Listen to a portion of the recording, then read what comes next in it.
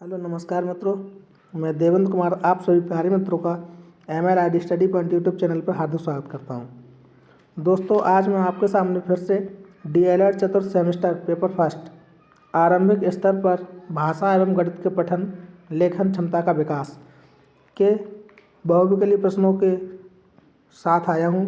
दोस्तों, इससे पहले इसका पार्ट फर्स्ट आपने देखा होगा जिसमें 40 प्रश्न थे।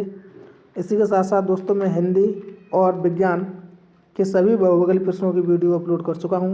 आशा करता हूं कि दोस्तों आपको वीडियो पसंद आई होगी। तो इसी श्रृंखला को आगे बढ़ाते हुए शुरू करते हैं आज की इस वीडियो को और देखते हैं इसके प्रश्नों को। प्रश्न नंबर 41 है, निम्नलिखित में से कौन सा अशुद्ध उच्चारण का कारण नहीं है? तो दोस्तों, सुलेख भिन्नता अशुद्ध उच्चारण का कारण नहीं है। ध्वनि लोप से अशुद्ध उच्चारण होता है। ध्वनि लोप का मतलब ये होता है जैसे अंगूठा को गूंठा कर देते हैं। अंगूठा अगर लिखा जाता है तो इसे कभी कभी हम गूंठा लिख देते हैं। और जैसे लगन होता है, लगन, इसे हम कभी कभी लग्न लिख देते हैं। तो ये ध्वनि लोप हो जाता है। यहाँ से आगे ध्वनि का लोप हुआ है और यहाँ से भी आगे ध्वनि का लोप हुआ है। अगला ऑप्शन इसका था ध्वनि विकृति। इसी को ध्वनि विकृति कहते हैं। ध्वनि विपर्य क्या होता है दोस्तों? जैसे हम लोग लखनऊ होता है शब्द और लखनऊ को हम लोग बोल देते हैं नखलऊ। क्या बोल देते हैं?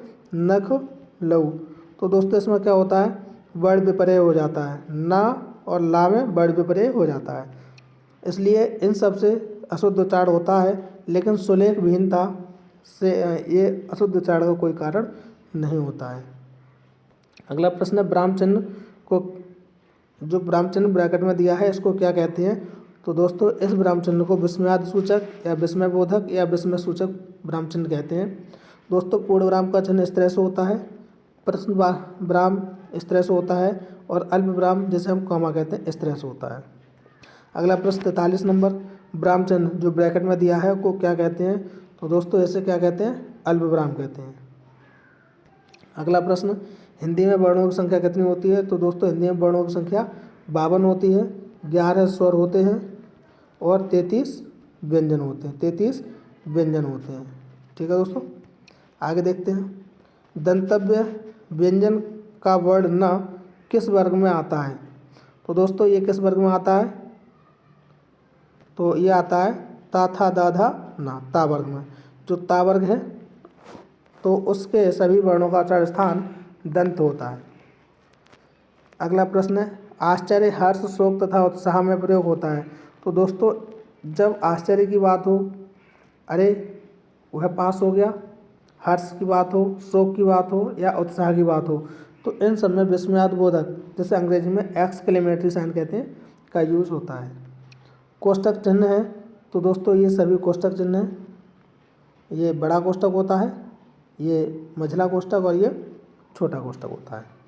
बड़ा कोष्टक, मझला कोष्टक, छोटा कोष्टक। तो इसका सही जवाब हो जाएगा ऑप्शन नंबर डी, उपरोक्त सभी। इतश्री के लिए प्रयोग होता है। दोस्तों इतश्री क्या होता है? जब हम कोई लेख लिखते हैं तो सबसे लास्ट में पहुंचते हैं, सबसे बाद में पहुंचते हैं, तो वहाँ पर जिस निशान का प्रयोग किया जाता है उसे इतश्री कहते हैं। इसके लिए इस निशान का प्रयोग होता है। कुछ इस तरह से होता है, इस तरह से भी निशान का यूज करते हैं। कहीं कहीं स्टार लगा करके भी दिखाते हैं, कहीं कहीं ये इस तरह से बिंदु लगा करके दिखाते हैं, इस तरह से।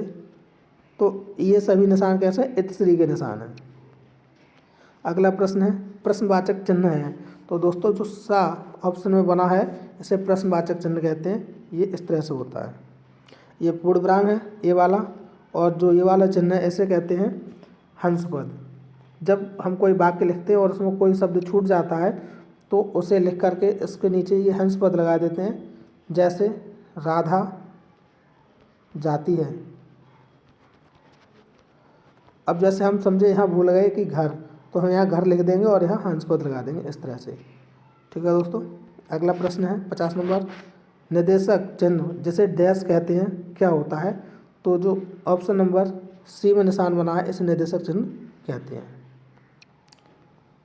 अगला प्रश्न, लेखन को प्रारंभ करने हेतु सावधानियाँ। तो लेखन को प्रारंभ करने के लिए सावधानियाँ क्या है? चिकनी तख्ती का होना, ठीक है बिल्कुल। लेखनी ठीक होनी चाहिए, तख्ती पर हाशिया बनाना, ये सभी हैं, इसलिए इसका सही जवाब हो जाएगा विकल्प नंबर डी। अगला प्रश्न, अनुनासिक चिन्ह है।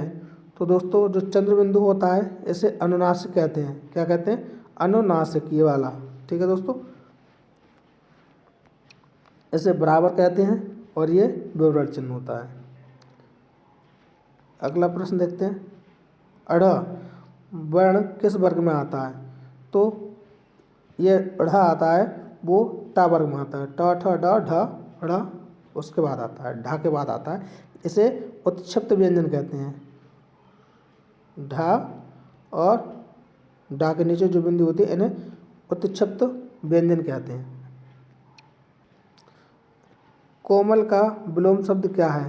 तो दोस्तों जो कोमल होता है तो कोमल का विलोम शब्द कठोर हो जाएगा। मुलायम इसका पर्याय होगा, निर्मल इसका पर्याय होगा, इसलिए ये नहीं होगा। और कोमल का जो विलोम पूछा है तो उसका सही जवाब हो जाएगा कठोर। गणेश का समानार्थी शब्द है। तो दोस्तों गणेश का समानार्थी क्या है? तो गणेश का पर्यायवाची पूछा गया, कहने का मतलब ये है, तो इसका पर्यायवाची है लंबोदर। अगला प्रश्न है, अगम का अर्थ है। तो दोस्तों अगम का जो अर्थ होता है वो दुर्लभ होता है, जो आसानी से ना मिल पाए। स्वरों की सहायता के बिना जिन वर्णों का उच्चारण नहीं हो पाता वे क्या कहलाते हैं? तो दोस्तों जिनका उच्चारण स्वरों के बिना नहीं हो पाता उन्हें व्यंजन वर्ण कहते हैं। व्यंजन वर्णों को बिना स्वर की सहायता के नहीं बोला जा सकता। का प्लस सा के योग से निर्मित व्यंजन है। तो दोस्तों इससे छ बनता है, छ। यहाँ पे जो सा इस तरह से लिखा है, हलंत नहीं होना चाहिए था, या अगर हलंत है तो इसमें आ और जुड़ जाएगा, इस तरह से होगा। फिर का प्लस सा प्लस आ, या का हलंत और सा पूरा होगा, ये मिलकर के बना देगा छ। अगला प्रश्न है, अंगा अंगा या णा ना मा, ये वर्ड कैसे हैं? तो दोस्तों ये वर्ड अनुस्वार वर्ण है। कौन से हैं? अनुस्वार वर्ण है। जो वर्गीय व्यंजन होते हैं उनका पंचमाक्षर अनुस्वार वर्ण होते हैं। अनुस्वार को किस लिपि चिन्ह से व्यक्त करते हैं? तो दोस्तों अनुस्वार को एक ऊपर बिंदी लगाते हैं, उसे जैसे इसमें लगा हुआ है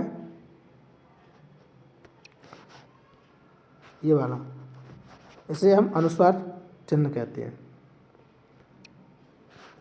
10 तक के अंकों में सबसे बड़ी इकाई क्या है? तो दोस्तों 10 तक के अंकों में सबसे बड़ी इकाई 9 है। 75 संख्या है, कैसी है? 75 संख्या सम है, सम नहीं होती, सम वो होती हैं जो 2 से कटती हैं, इसलिए और बात तो होगा नहीं, इनमें से कोई नहीं। तो 75 कैसी संख्या है? विषम संख्या है। अगला प्रश्न, आरोही क्रम। आरोही क्रम दोस्तों बढ़ता हुआ क्रम होता है। जब ऊपर की ओर बढ़ते हैं इस तरह से बढ़ते हैं तो इसे आरोही क्रम कहेंगे। तो 10 8 ये तो घट गया, तो ये नहीं होगा। यहाँ पे देखते हैं, यहाँ क्या है? 3 4 7 9 11, तो इसका आरोही क्रम हो जाएगा ऑप्शन नंबर बी, बढ़ता हुआ क्रम आरोही क्रम। गणित की मूल संक्रियाएं क्या हैं? तो गणित की मूल संक्रियाएं जोड़, घटा, गुणा, भाग, चारों होती हैं, तो इसका सही जवाब हो जाएगा ऑप्शन नंबर सी। अगला प्रश्न, जोड़ की क्रिया में जोड़ते हैं इकाई को इकाई से, दहाई को दहाई से, सैकड़ा को सैकड़ा से, उपरोक्त सभी। तो दोस्तों इसका सही जवाब हो जाएगा उपरोक्त सभी, क्योंकि जब भी जोड़ की क्रिया करते हैं, जैसे इस तरह से लिखें 25 2 35 3 4 5, अगर इसे जोड़ना हो तो इकाई को इकाई से जोड़ देंगे, 5 और 2 7, दहाई को दहाई से, 5 और 4 9, और सैकड़ा को सैकड़ा तक, 3 और 3 6, इस तरह से जोड़ेंगे। गुणा की संक्रिया होती है। गुणा की संक्रिया में क्या क्या होता है? तो गुणा में गुणन होता है, गुणक होता है, गुणनफल होता है, मतलब गुणा की संक्रिया में ये सभी चीज़ें होती हैं। अगला प्रश्न है, एक दहाई में कितनी इकाई होती है? एक दहाई में, तो दोस्तों एक दहाई में 10 इकाई होती है। एक दहाई कैसे? जैसे हम इसे एक दहाई बोलते हैं, लेकिन ये क्या है? 10। इसे हम 20 और 5 25 कहेंगे। तो इसमें अगर दहाई की बात की जाए तो 2 दहाई हो गया, लेकिन 2 दहाई को अगर इकाई में बदलेंगे तो इसे लिखेंगे 20 इकाई प्लस 5 इकाई, तभी हो जाएगा 25 इकाई। ठीक है दोस्तों, आगे देखते हैं 2 सैकड़े में कितनी इकाइयाँ होती हैं। तो दोस्तों 2 सैकड़े में 200 इकाइयाँ होती हैं। कितनी इकाइयाँ होती हैं? 200।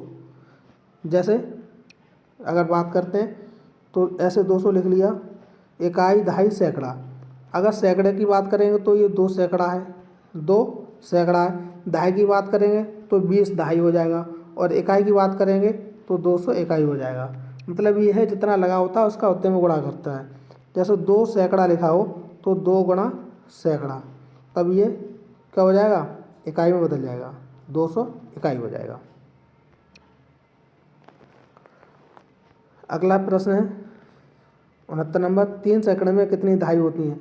तो दोस्तों 3 सैकड़े में कितनी दहाई होती हैं? तो 30 दहाई होंगी, क्योंकि 30 और 1 दहाई में कितनी? 10। तो ये कितना हो गया? 300। ये हो गया 3 सैकड़ा। ठीक है दोस्तों, 1 सैकड़ा किसके बराबर है? तो 1 सैकड़ा दोस्तों 10 दहाई के बराबर है। किसके बराबर है? 10 दहाई के बराबर है। 134 में इकाई का अंक कौन सा है? तो दोस्तों 134 में इकाई का अंक 4 होगा, क्योंकि पीछे से गिनते हैं इकाई, दहाई और सैकड़ा। इकाई, दहाई, सैकड़ा। अगला प्रश्न 84 में कितनी इकाई हैं? 84 में कितनी इकाई हैं दोस्तों? तो 84 में 84 ही इकाई हैं। अगला प्रश्न 38 में कितनी दहाई हैं? 38 में कितनी दहाई हैं दोस्तों? तो 38 में 3 दहाई हैं और 8 इकाई हो जाएंगे। 3 दहाई का मतलब 3 गुणा 10 मतलब 30 इकाई प्लस 8 इकाई, तब इसे जोड़ करके कर देंगे 38 इकाई। लेकिन अगर दहाई की बात करें तो केवल 3 दहाई हो जाएंगी। 10 इकाई के योग को क्या कहते हैं? तो दोस्तों 10 इकाई के योग को क्या कहेंगे? तो 10 इकाई अगर जोड़ेंगे तो 1 दहाई बन जाएगा। 10 दहाई के योग को क्या कहते हैं? तो दोस्तों जब 10 दहाई को जोड़ेंगे तो 1 सैकड़ा बन जाएगा, इसे कहेंगे सैकड़ा। हिंदी में स्वर होते हैं, तो दोस्तों हिंदी में कितने स्वर होते हैं? 11 स्वर होते हैं। मनुष्य के उच्चारण उपयोगी अवयव कौन कौन से हैं? तो मनुष्य के उच्चारण उपयोगी अवयव हैं काकल, कंठ, दंत। इसका मतलब ये सभी। काकल जो ध्वनि होती है इसे हम हा कहते हैं। कंठ से का वर्ग होता है, और जो ता वर्ग होता है ता वर्ग को हम दंत वर्ग कहते हैं। अगला प्रश्न है ध्वनि विज्ञान में अध्ययन किया जाता है। तो दोस्तों ध्वनि विज्ञान में किसका अध्ययन किया जाता है? मानव के मुख से निकली ध्वनि का। मानव के मुख से निकली ध्वनि का अध्ययन ध्वनि विज्ञान में किया जाता है। ओष्ठाकृति के आधार पर स्वर होते हैं। तो दोस्तों ओष्ठाकृति के आधार पर जो स्वर होते हैं वो वृत्ताकार और अवृत्ताकार दोनों होते हैं। इसका सही जवाब हो जाएगा ऑप्शन नंबर सी। अगला प्रश्न 80 नंबर, व्यंजनों को उच्चारण की दृष्टि से बांटा गया है। तो दोस्तों व्यंजनों को उच्चारण की दृष्टि से 3 भागों में बांटा गया है। व्यंजनों को उच्चारण की दृष्टि से 3 भागों में बांटा गया है। स्पर्श व्यंजन, उसके बाद अंत्यस्थ व्यंजन और ऊष्म व्यंजन। अगला प्रश्न 81 नंबर, ध्वनियों के उच्चारण में होने वाले यत्न को प्रयत्न कहा जाता है। यह होते हैं। तो दोस्तों ये क्या होता है? स्वर तंत्री में कंपन, इसके अनुसार भी होता है श्वास की मात्रा के आधार पर और जिह्वा और अन्य तत्वों के आधार पर। इसका सही जवाब हो जाएगा ऑप्शन नंबर डी। अगला प्रश्न 82 नंबर, निम्नलिखित में दंत व्यंजन है। तो दंत व्यंजन कौन सा है दोस्तों? ता, था, दा, धा, ना। ता वर्ग में जो आएगा वो दंत होगा, तो इसका सही जवाब है ना। तो दोस्तों आशा करता हूँ कि वीडियो आपको अच्छी लगेगी। अगर वीडियो आपको अच्छी लगे तो लाइक और शेयर करें। अगर आप हमारे चैनल पर नए हैं तो चैनल को सब्सक्राइब करें और इसी तरह की वीडियो को पाते रहें।